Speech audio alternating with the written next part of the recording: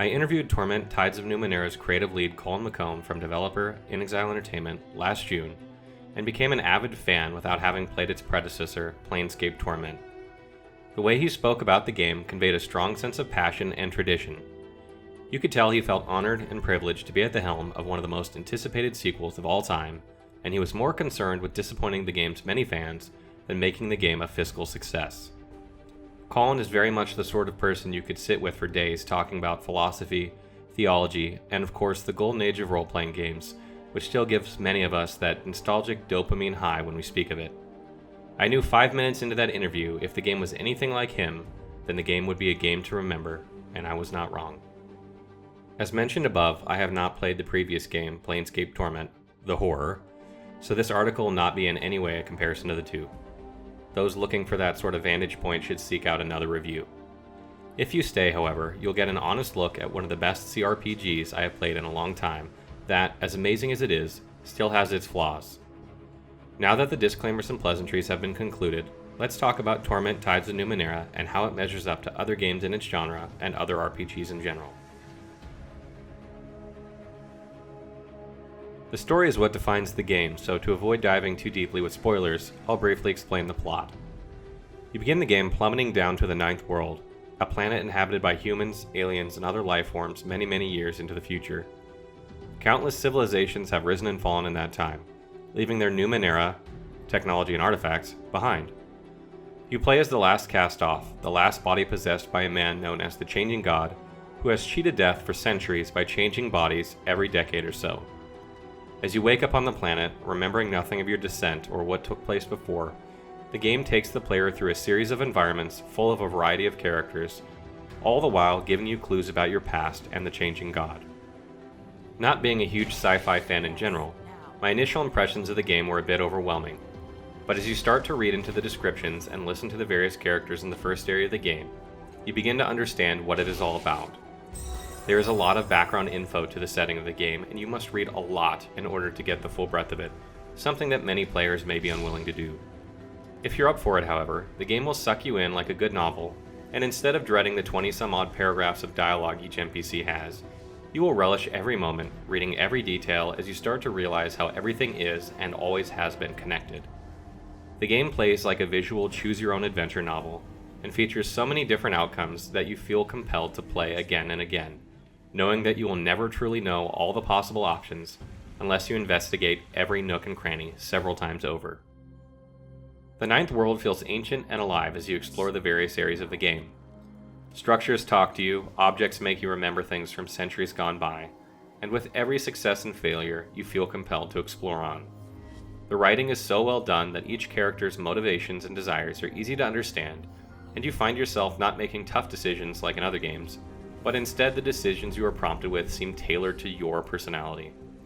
The different zones and areas feel unique, and you feel a bit like James Woods in Family Guy as you enter a new one, following the shiny objects and interacting with things as if inXile knew exactly how you would play the game. As with other games running on the Unity engine, you know what you are getting before you even pick up the game. The graphics, while good, are exactly what you would expect, and there is nothing mind-blowing about them. The art design, however, sets Torment apart from other games like Tyranny or Pillars of Eternity. Each area feels vibrant, detailed, and alive. No two feel the same, and it feels like you are playing inside a work of art. The special effects of skills, abilities, and others are not particularly impressive, and in fact, nearly non-existent, which is somewhat disappointing. Your mind wakes in darkness. Aching cold sets into an unfamiliar body. A distant howling surrounds you, louder with each passing second. The voice acting in the game, the tiny bit that there is simply fantastic, and the opening sequence feels like a AAA quality narration. The bit of dialogue and monologue that your companions have bring them to life and help you discern their personalities and motivations, making it easier to determine who to bring along with you in your party. The music in the game is subtle, but does the job of setting the mood and the tone of the game nicely. Often you don't notice it's even there because it's so appropriate to the scene that it blends in perfectly. I find myself wishing these sort of games had more budget and time to voice more lines. Someday.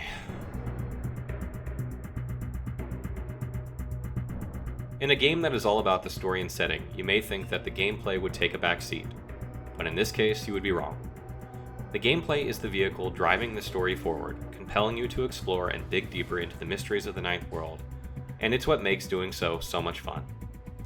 In Torment, Tides of Numenera, players will have opportunities to complete quests in a variety of different ways: combat, intimidation, deception, stealing, bribery, and in some cases, all of the above as you maximize the expertise of your chosen class. Have you ever played a game where you were in the middle of a combat sequence, tapped your opponent on the shoulder and said, "How about we just go get a beer and talk about this some more instead of kill each other?" And the guy replied, "Yeah, sure, okay." How many of you thought to even try? Have you ever played a game where you resolved a quest by letting someone kill you? Yes, kill you. I didn't think so. Torment Tides of Numenera expands the possibilities for even the most hardcore RPG players and makes you rethink every decision you ever made. Players will use skills to make skill checks during conversations and dialogue to attempt to influence outcomes. The higher your skill, the higher chance you have for success.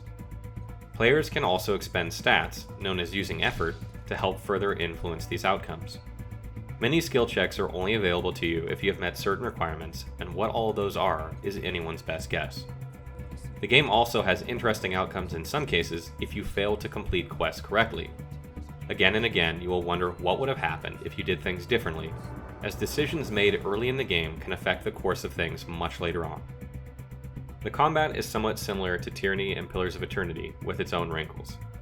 Each character gets one attack and one move per turn, and they can use stats from their stat pool's effort to increase their damage and hit chance with attacks. Once a character runs out of that stat pool, you'll need to use a consumable or rest to replenish it, making some tactical advantages to not using as much effort as you can all the time, similar to real combat.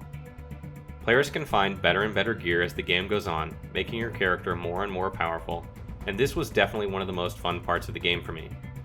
However, combat is rather boring compared with other games of the same genre, as most combat scenarios are not created to be difficult, but rather you are meant to find some other way to resolve it.